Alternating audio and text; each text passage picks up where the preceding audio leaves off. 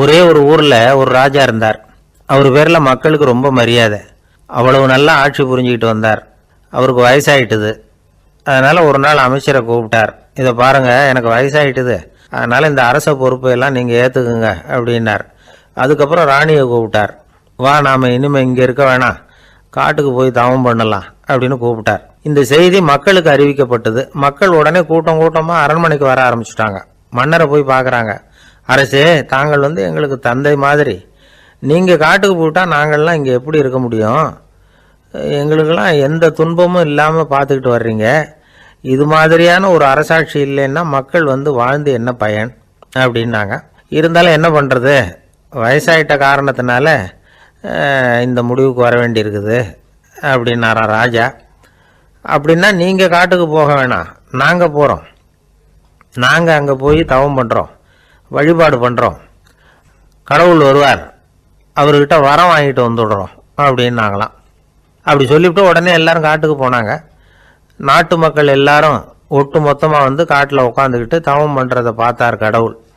உடனே புறப்பட்டு வந்தார். எல்லாரும் இப்படி உட்காந்துருக்கிறீங்களே, என்ன வேணும் உங்களுக்கு அப்படின்னு கேட்டார். உடனே மக்கள் எல்லாரும் ஒரு குரலில் சொன்னாங்க, சுவாமி, எங்கள் மன்னன் ரொம்ப நாளைக்கு நல்லபடியாக இருக்கணும். அவர் மகிழ்ச்சியாகவும் உடல் நலத்தோடும் இருந்தால் தான் நாங்கள் அமைதியாக வாழ முடியும் அப்படின்னாங்க. சரி, அதுக்கு என்ன செய்யணும் அப்படின்னார் ஆண்டவன். எங்கள் மன்னருக்கு இன்னும் ஒரு 100 வருஷம் ஆயுளை கொடுங்க அப்படின்னாங்க.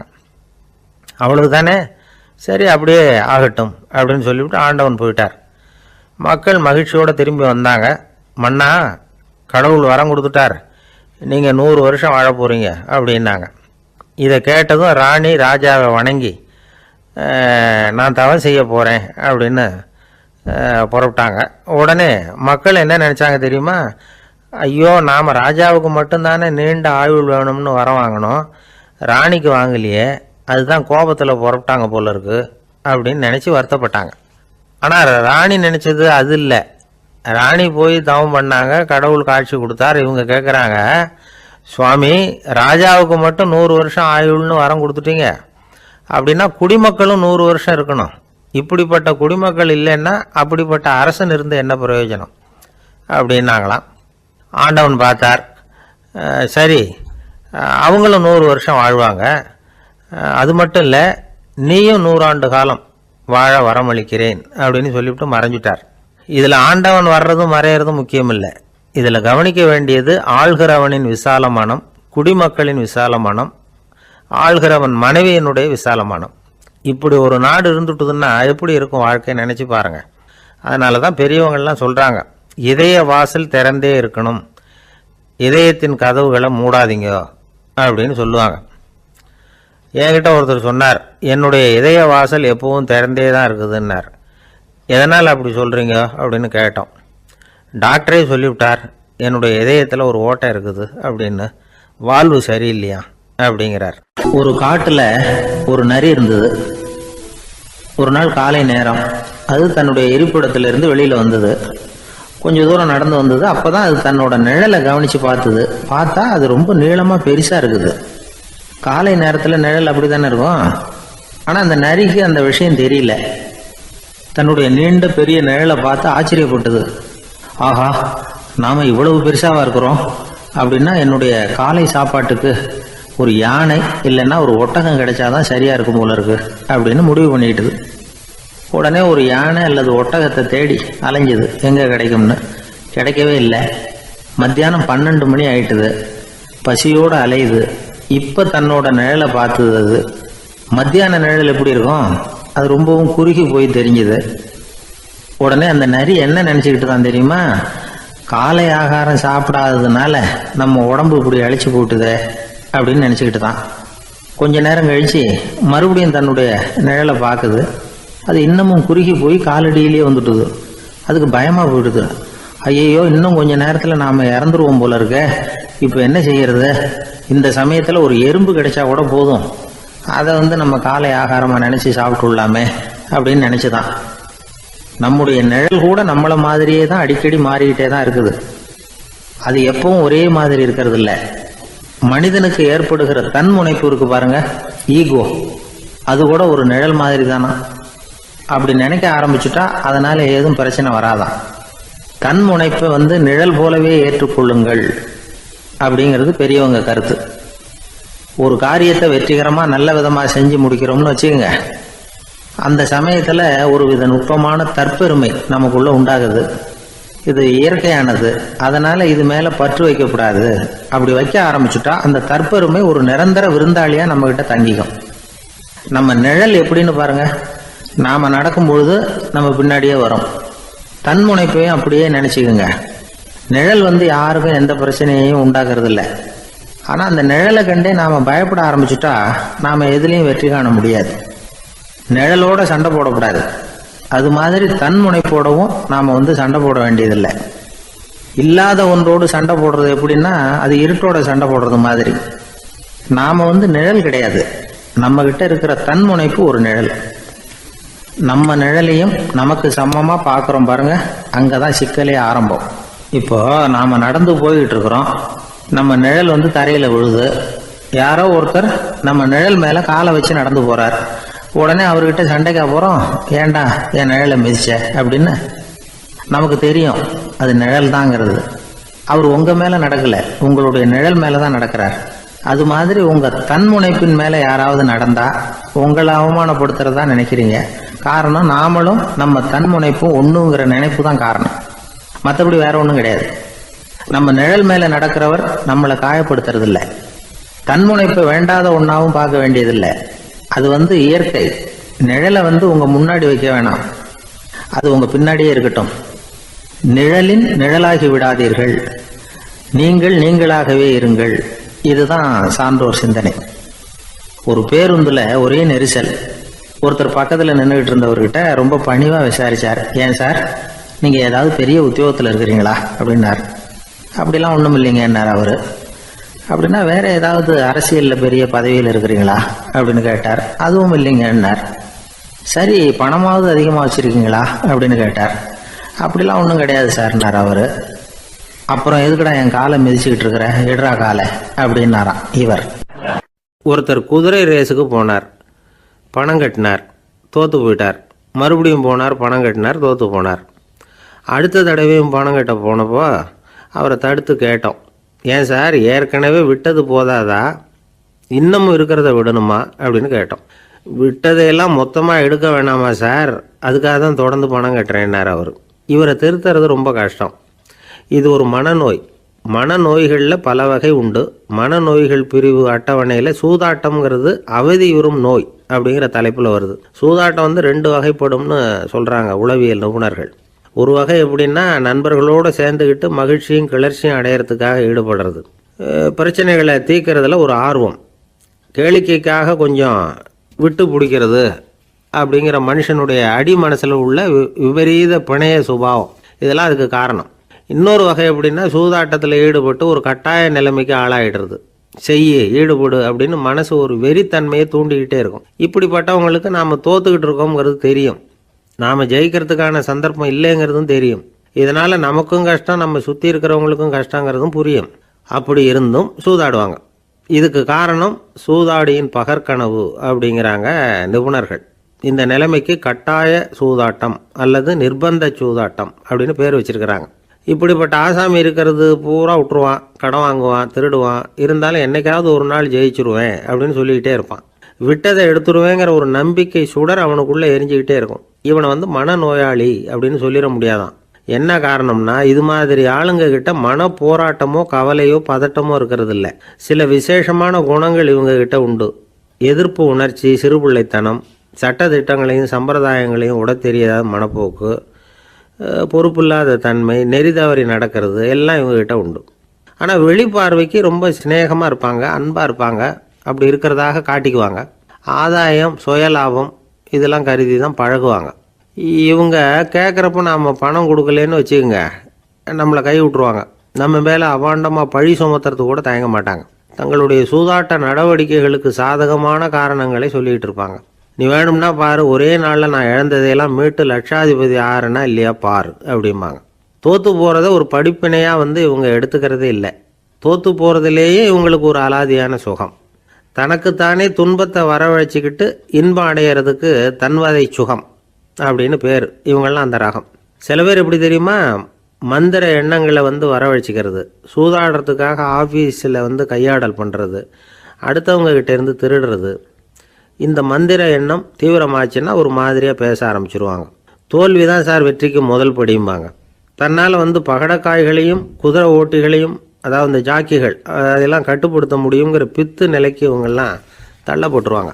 சில சூதாடிகளை ஆராய்ச்சி பார்த்ததில் என்ன தெரிய வந்தது தெரியுமா, அவங்கெல்லாம் குழந்தை பருவத்தில் அன்புக்காக ஏங்கினவங்களாம், புறக்கணிக்கப்பட்டவங்களாம், உதவிகளை பெற முடியாதவங்க, இப்படிலாம் இருந்திருக்கிறாங்க. இவங்க வளர வளர மற்றவங்க சௌகரியம் பற்றி அக்கறை இல்லாதவங்களாக ஆயிடுறாங்க. அதிர்ஷ்ட தேவதை தன்னோடு இருக்கிறாங்க அப்படிங்கிற அசையாத நம்பிக்கை இவங்களுக்கு. இவங்களை திருத்துறது ரொம்ப கஷ்டம். அதனால் பந்தயம், சூதாட்டம் இது மாதிரியான விஷயங்களை விட்டு விலகியே இருக்கிறது தான் நமக்கு நல்லது.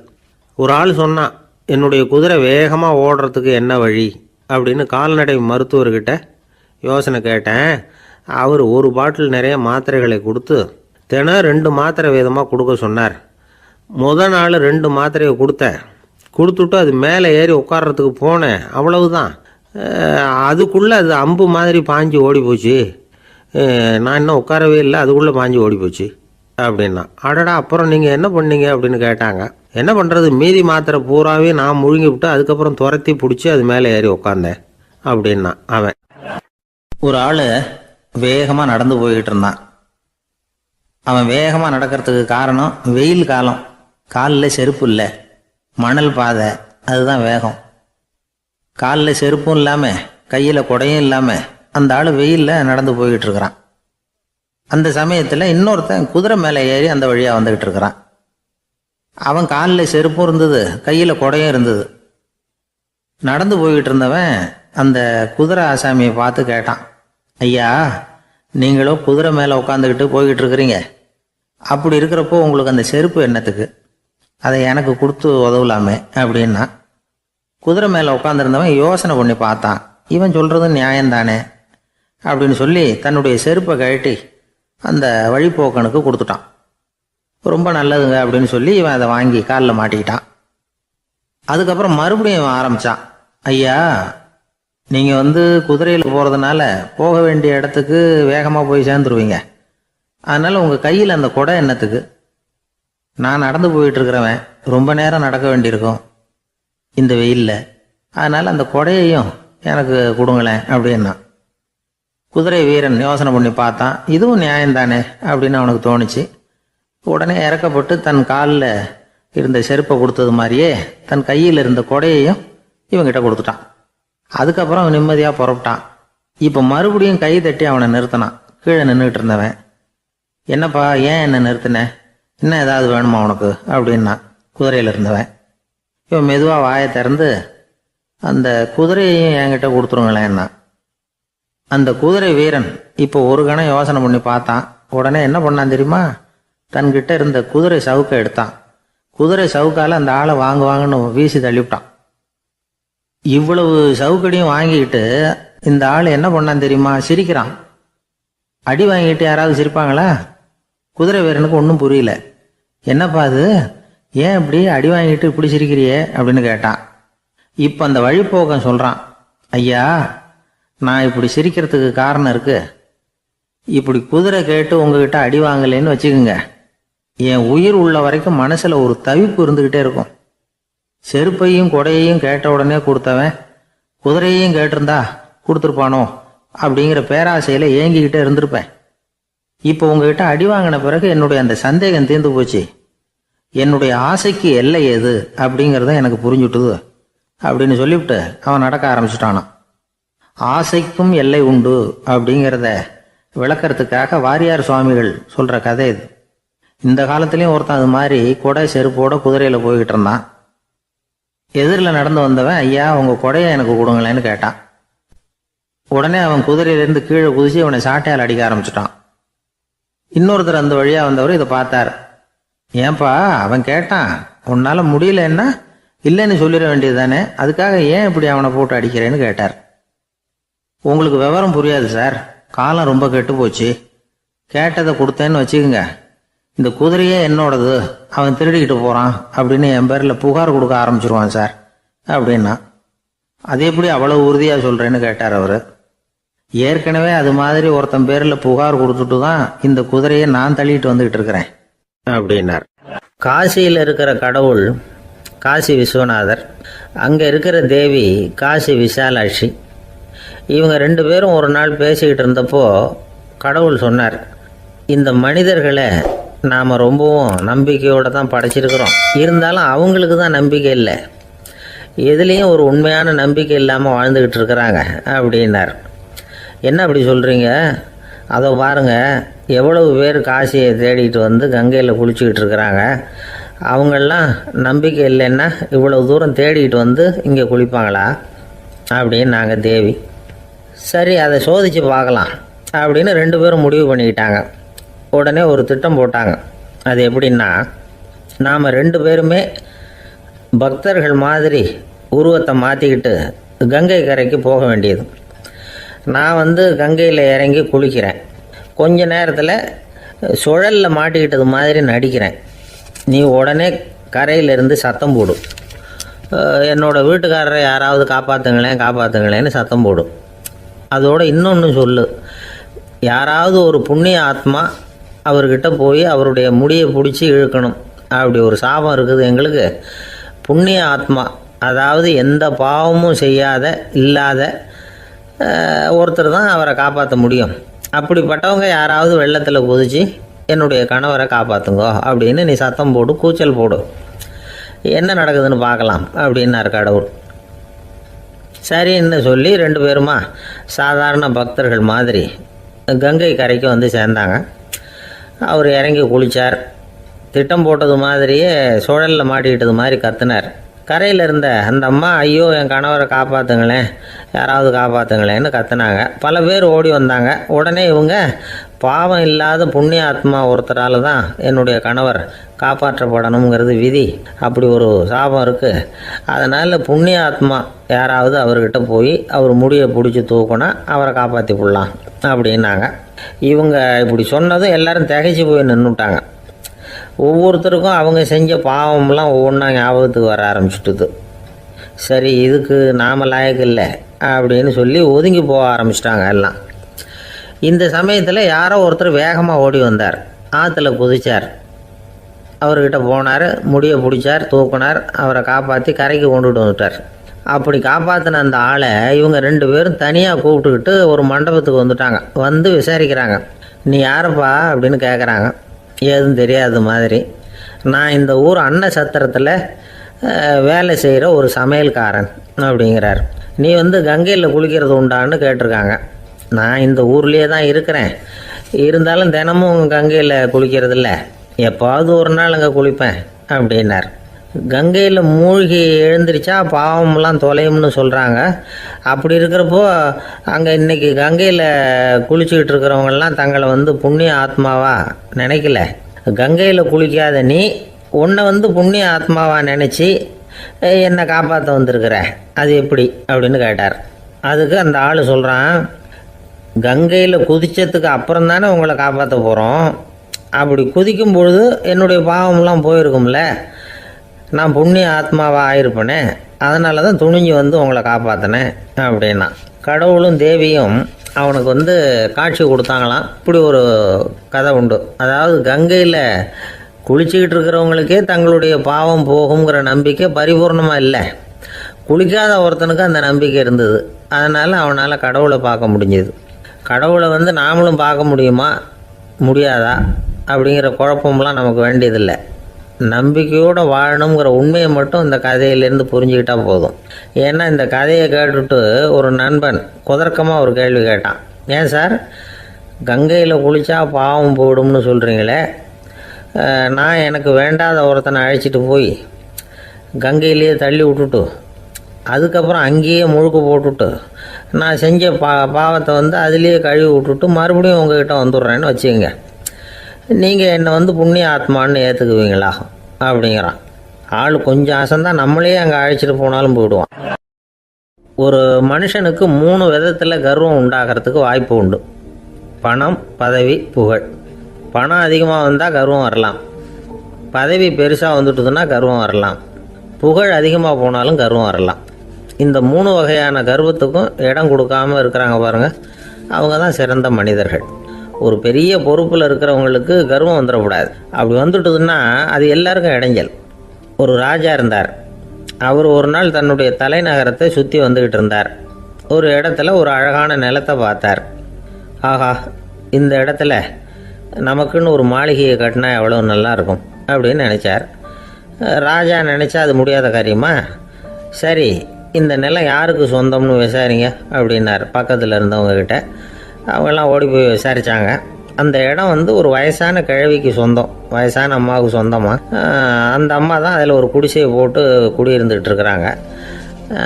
சரி, அந்த நிலத்துக்கு ஒரு விலையை நிர்ணயம் பண்ணி அதை அந்த வயசான அம்மாக்கிட்ட கொடுத்துருங்கோ அப்படின்னு உத்தரவு போட்டார் ராஜா. ஆனால் அந்த அம்மா இது எங்கள் பூர்வீக இடம், இதை விற்க மாட்டேன் அப்படின்னு சொல்லிவிட்டுது. சரி, 2 பங்கு விலை கொடுக்குறோம்னு சொல்லி பாருங்க அப்படின்னாங்க. அப்படியே சொன்னாங்க அரண்மனை ஆட்கள். அதுக்கும் சம்மதிக்கலை அந்த அம்மா. இதை கேள்விப்பட்டதும் ராஜாவுக்கு கோபம் வந்துட்டுது. தன்னுடைய ஆளுங்களை கூப்பிட்டார். போய் அந்த குடிசையை பிரித்து எறிங்க, காசெல்லாம் ஒன்றும் கொடுக்காதீங்க அப்படின்னு கத்தினார். அவ்வளோதான். அடுத்த நிமிஷம் அரண்மனை ஆசாமிகள் போனாங்க, குடிசையை பிரித்து எரிஞ்சாங்க. அந்த வயசான அம்மா இருக்குது, அதுவும் அந்த இடத்த விட்டு துரத்தி விட்டாங்க. அந்த இடத்துல ஒரு அரச மாளிகையை கட்டி முடிச்சிட்டாங்க. அந்த வயசான அம்மா பாவம், ராஜாவே இப்படி பண்ணால் யார்கிட்ட போய் முறையிட முடியும்? ஒரு ஞானி இருந்தார், அவர்கிட்ட போய் சொன்னாங்க. அவர் இவங்க சொன்னதை கேட்டு மனசில் வச்சுக்கிட்டார். ஒரு நாள் அந்த ராஜாவே இந்த ஞானியை கூப்பிட்டார். புதுசாக ஒரு மாளிகை கட்டியிருக்கிறேன், வந்து பாருங்கன்னு. சரின்னு சொல்லி இந்த பெரியவர் ஒரு நாள் இந்த மாளிகைக்கு போனார். சும்மா போகல, ஒரு கழுதையையும் ஓட்டிகிட்டு போனார். கொஞ்சம் சாக்குகள், வெத்து சாக்கு, அதையும் எடுத்து கழுதை முதுகில் போட்டு கழுதையை ஓட்டிகிட்டு போகிறார். ராஜா பார்த்தார். அவருக்கு இது ஆச்சரியமாக இருந்தது. என்ன இது, மாளிகைக்கு வந்துட்டு போங்கன்னு கூப்பிட்டா கழுதை சாக்கு இதெல்லாம் கொண்டு வராரு, ஒன்றும் புரியலையேன்னு நினச்சார். எதுக்காக இதெல்லாம்னு கேட்டார். அரசருடைய தோட்டத்திலேருந்து கொஞ்சம் மண் எடுத்துகிட்டு போகிறதுக்கு ஆசைப்பட்றேன், அதுக்கு நீங்கள் அனுமதி கொடுக்கணும் அப்படின்னாரு இவர். இது என்ன வேடிக்கையான கோரிக்கையாக இருக்குது அப்படின்னு நினச்சார் ராஜா. இருந்தாலும் மண் தானே கேட்குறாரு, எடுத்துகிட்டு போகட்டுமே அப்படின்னு நினச்சார். சரின்னு அனுமதி கொடுத்தார். அந்த பெரியவர் தோட்டத்துக்கு போனார், மண்ணை வெட்டினார், சாக்கில் போட்டு நிரப்புனார். ராஜாவை கொஞ்சம் கிட்ட வாங்கன்னு கூப்பிட்டார். இந்த மண் மூட்டையை தூக்கி கழுதையோட முதுகில் வைக்கணும், கொஞ்சம் உதவி பண்ணுங்கன்னார். ஓ, பண்ணுறேனே அப்படின்னு சொல்லி ராஜா கிட்ட போனார். மூட்டையை தூக்கி பார்க்குறாரு, முடியல, திணறி போயிட்டார். இப்போ அந்த ஞானி பேசினாராம். அரசே, இந்த ஒரு சாக்கு மண்ணையே உங்களால் தூக்க முடியல, அந்த கிழவிகிட்ட இருந்து அந்த அக்கிரமமாக அபகரித்த இந்த தோட்டம் பூராவையும் சுமக்கணும்னு ஆசைப்படுறீங்களே, அது உங்களால் முடியுமா அப்படின்னு கேட்டாராம். ராஜா யோசனை பண்ண ஆரம்பித்தார். தன்னுடைய செயலுக்காக வருத்தப்பட்டாராம். அந்த வயசான அம்மாவை உடனடியாக வரவழைச்சார். தாயே, தப்பு பண்ணிட்டேன், என்னை மன்னிச்சுக்குங்க, இன்னையிலேருந்து இந்த மாளிகையும் தோட்டமும் உங்களுக்கு தான் சொந்தம் அப்படின்னு சொல்லிவிட்டாராம். போகிறப்ப இந்த உலகத்திலேருந்து எண்ணத்தை எடுத்துகிட்டு போக போகிறோம், அதனால் ரொம்பவும் அலட்டிக்க வேண்டியதில்லை, கர்வப்பட வேண்டியதில்லை அப்படிங்கிறது ஒரு பெரிய உபதேசம். ஒரு பெரிய மனுஷன் சாக கிடந்தார், ரொம்பவும் அழுதார். ஏன் அழறீங்க அப்படின்னு கேட்டாங்க சுற்றி இருந்தவங்க. நான் சாகிறதுக்காக கவலைப்படலை, நான் நம்ம ஜனங்களுக்காக எவ்வளவோ காரியம்லாம் செஞ்சுக்கிட்டு வந்தேன். நான் செஞ்சுக்கிட்டு வந்த சேவையை இனிமேல் யார் செய்ய போகிறாங்க, அது யாரால முடியும், அதை நினச்சி தான் அழறேன் அப்படின்னாராம். ஒருத்தர் முன்னாடி வந்தார். அதுக்காக நீங்கள் கவலைப்படாதீங்க, உங்கள் சேவையை தொடர்ந்து செய்கிறதுக்கு என்ன மாதிரி இளைஞர் பட்டாளம் தயாராக இருக்குது, இருந்தாலும் எங்கள் கவலை என்னென்னா அப்படின்னு இழுத்தார். என்ன சொல்லுங்கன்னு கேட்டார் அவர். நீங்கள் இது வரைக்கும் என்ன சேவை செஞ்சுக்கிட்டு வந்தீங்க, அதுதான் எங்களுக்கு இன்னமும் புரியாத புதிராக இருக்குது அப்படின்னாராம் அவர். ஒரு நண்பர், சினிமா படம் தயாரிக்கிறவர், அவர்கிட்ட ஒரு நாள் பேசிக்கிட்டு இருந்தேன். அது எப்படி சார், நீங்கள் எடுக்கிற எந்த படமும் கையை கடிக்காத அளவுக்கு எடுத்துடுறீங்களே, அது எப்படின்னு கேட்டேன். அது ஒன்றும் பெரிய விஷயம் இல்லை சார், பெண்களுக்குன்னு சில உருக்கமான காட்சிகள், இளைஞர்களுக்குன்னு சில நடனங்கள், அடிதடி காட்சிகள், அப்புறம் வயசானவங்களுக்குன்னு சில ஆன்மீக காட்சிகள், சின்ன பிள்ளைங்களுக்கு சிரிப்பு, இப்படி எல்லாமும் சேர்த்து நான் படம் எடுக்கிறேன். மசாலா படம்னு பேர்.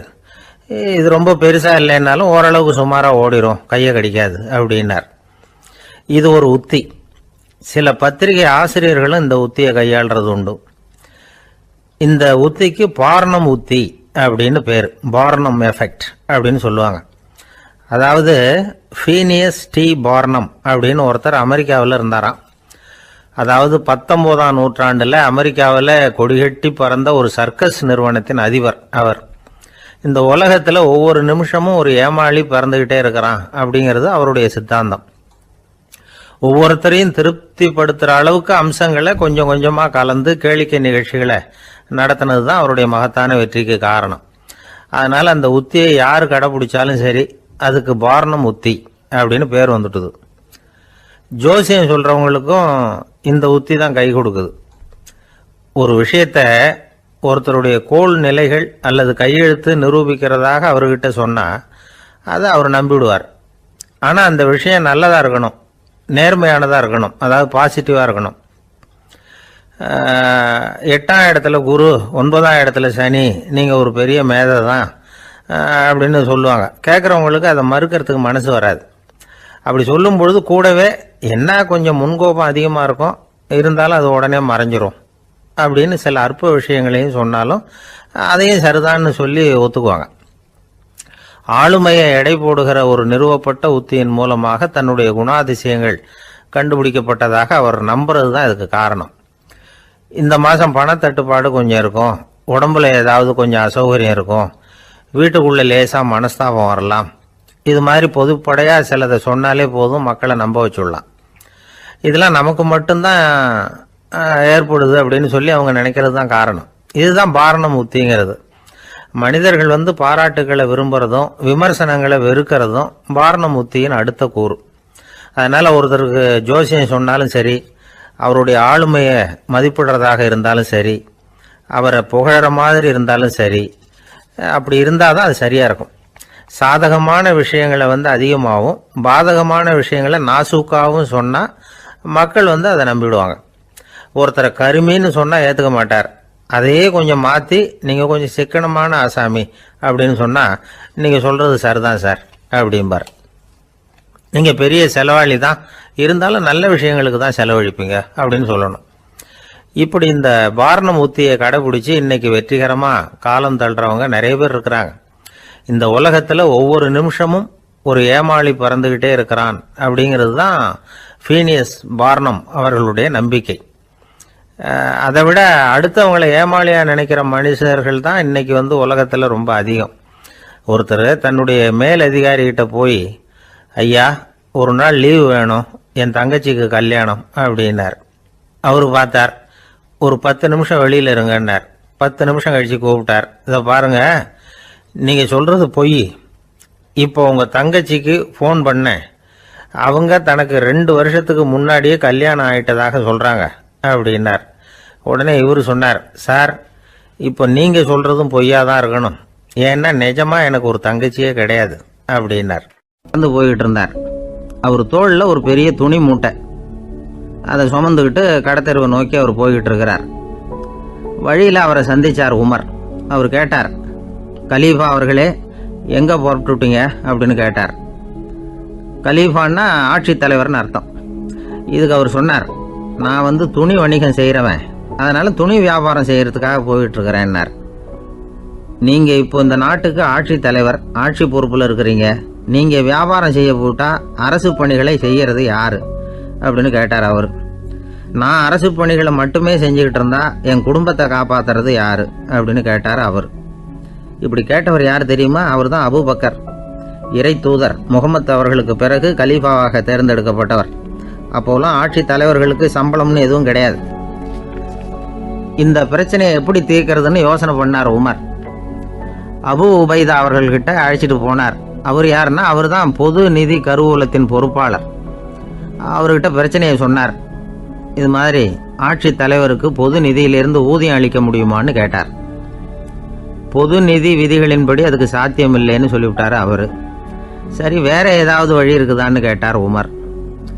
அபு உபைதா கொஞ்சம் யோசனை பண்ணி பார்த்தார். அப்புறமா சொன்னார், மக்காவிலிருந்து மதீனாவுக்கு குடிபெயர்ந்து வந்த அகதிகளுக்கு நிதி உதவி அளிக்கிறதுக்கு விதிகளில் இடம் இருக்கு. அப்படி பார்த்தா அபூபக்கரும் அகதி தானே, அதனால எல்லா அகதிகளுக்கும் கொடுக்கறது மாதிரியே அவருக்கும் ஒரு தொகை அளிக்கலாம்னார். கலீஃபா அபூபக்கருக்கு இந்த அகதி உதவி தொகையைத்தான் கொடுத்துட்டு வந்தாங்களாம். குடும்ப செலவுக்கு அது போதுமானதா இல்லை. இருந்தாலும் கலீஃபாங்கிறதுக்காக மற்ற அகதிகளை விட அதிகமாக தொகையை பெற அவர் விரும்பலை. மார்பு பக்கம் கிழிஞ்சிருந்த ஒரு மேலாடையை தான் அவர் அணிஞ்சிருந்தார். அவருடைய துணைவியார் அஸ்மா அவங்க ஒரு நாள் தேன் அருந்த ஆசையாக இருக்குன்னாங்களாம். நமக்கு கிடைக்கிற ஊதியம் குடும்ப செலவுக்கே போதுமானதா இல்லையே, இந்த நிலையில் தேன் வாங்குறதுக்கு காசுக்கு நான் எங்கே போவேன்ருக்கார் அவர். கொஞ்ச நாள் கழித்து அவங்க ஒரு தொகையை அவர்கிட்ட கொடுத்து தேன் வாங்கிட்டு வர சொன்னாங்களாம். இவருக்கு ஆச்சரியம், ஏது இந்த பணம்னு கேட்டிருக்காரு. நீங்கள் தினமும் குடும்ப செலவுக்காக கொடுத்துக்கிட்டு வந்த பணத்தில் கொஞ்சம் கொஞ்சமாக மிச்சப்படுத்தி வச்சேன்னாங்களாம். அபூபக்கர் அந்த பணத்தை எடுத்துக்கிட்டு நேராக பொது நிதி கருவூல பொறுப்பாளர்கிட்ட போனார். இந்த பணத்தை பொது நிதியில் சேர்த்துருங்க, இது அதிகப்படியாக எனக்கு தரப்பட்டு வந்த ஊதியம், அடுத்த மாதத்துலேருந்து இந்த தொகையை குறைச்சிங்கன்னு வேற சொல்லிவிட்டாராம். பசியை தணிக்க தேவையான அளவு உணவு, ஒரு ஜோடி உடை, இதை தவிர கூடுதலாக மக்கள் பொது நிதியிலிருந்து வாங்கிக்கிறதுக்கு என் குடும்பத்தாருக்கு உரிமை இல்லை அப்படின்னு சொல்லி கண்டிப்பாக சொல்லிவிட்டாராம். அவர் வாங்கிட்டு வந்த இந்த குறைந்த ஊதியம் கூட அவர் மனசை உறுத்திக்கிட்டே இருந்தது. கடைசி நேரம் அவர் தம்முடைய மகள் ஆயிஷா அவர்களை அழைச்சார். மகளே, இதுவரைக்கும் பொது நிதியிலிருந்து நான் வாங்கிட்டு வந்த தொகை என்னுடைய இதயத்தில் பாரமாக அழுத்திக்கிட்டு இருக்கு. என் தோட்டத்தை விற்று அதில் வர்ற பணத்திலிருந்து நான் இதுவரைக்கும் வாங்கிட்டு வந்த ஊதிய தொகையை கணக்கு போட்டு பொது நிதியில் சேர்த்துடு அப்படின்னாராம். பதவி ஏற்கிறதுக்கு முன்னாடி தன்கிட்ட இருந்ததை விட இப்போ கூடுதலாக என்ன சொத்து இருக்குன்னு பார்த்துருக்கார். ஒரு ஒட்டகம், ஒரு கோப்பை, ஒரு பணியாள், இதையும் அடுத்தபடியாக கலீஃபாவா வர்றவர்கிட்ட ஒப்படைச்சிருங்க அப்படின்னு விட்டாராம். அதே மாதிரி அடுத்து வந்த உமர்கிட்ட ஒப்படைச்சாங்க. அப்போ உமர் சொன்னாராம், அபூபக்கரே, இந்த முன்மாதிரியால் உங்களுக்கு பிறகு இந்த ஆட்சி பொறுப்பை ஏற்கிறவர்களை பெரும் நெருக்கடிக்கு ஆளாகி விட்டீங்க அப்படின்னு சொல்லி ரொம்ப கண் கலங்கினாராம். கடைசியாக அபூபக்கர் தன்னுடைய குடும்பத்தாருக்கு விட்டு சென்ற சொத்து ஒரு படுக்கை விரிப்பு, ஒரு போர்வை, அவ்வளவுதான். இது சிந்திக்க வேண்டிய ஒரு செய்தி. ஒரு ஊரில் ஒரு மன்னர் இருந்தாராம். அமைச்சர் அவர்கிட்ட சொன்னாராம், மன்னா, நம்ம ராஜ்யத்தில் இனிமே லஞ்ச ஊழலே இருக்காதுன்னாராம். ஆஹா, அப்படின்னா ஊழல் பேர் வழிகளையெல்லாம் நாடு கடத்தியாச்சா அப்படின்னு கேட்டிருக்காரு மன்னர். இதுக்கு அவர், அப்படி இல்லைங்க, இனிமே கொடுக்கறதுக்கு ஜனங்கள்கிட்ட பணமே இல்லை அப்படின்னாராம்.